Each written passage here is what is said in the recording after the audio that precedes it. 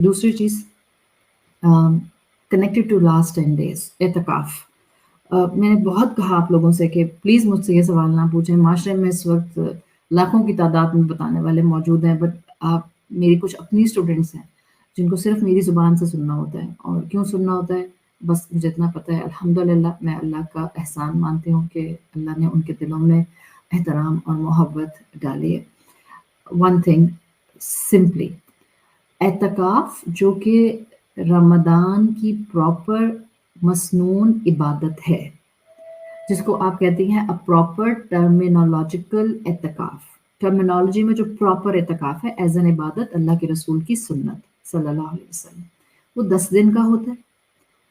Majority majority scholars के नज़दीक there are scholars on the both ends.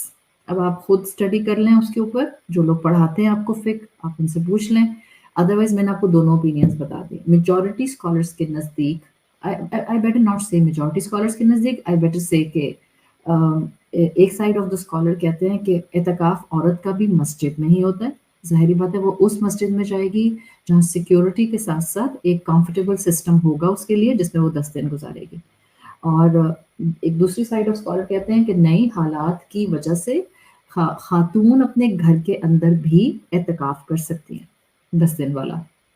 ज़ाहिर है वो घर के अंदर जो लोग करते हैं उनको पता है बहुत प्रैक्टिकल नहीं होता है। आपको कोई ना कोई आवाज़ दे देगा और फिर आपको जो है वो बाहर आना पड़ेगा। So anyhow there are scholars on both ends.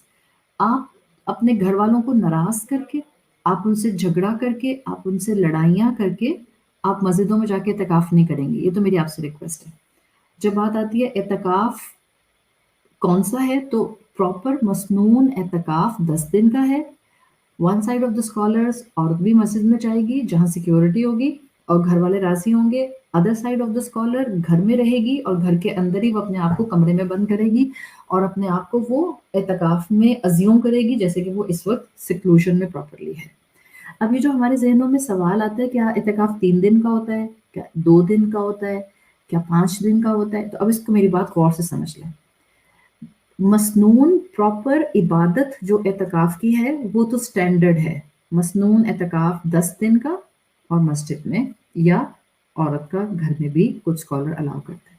उसके अलावा एतकाफ़ लिंग्विस्टिकली ये तो था ना प्रॉपर इस्लाम की इबादत टर्मिनोलॉजी का एतकाफ़, मसनून एतकाफ़।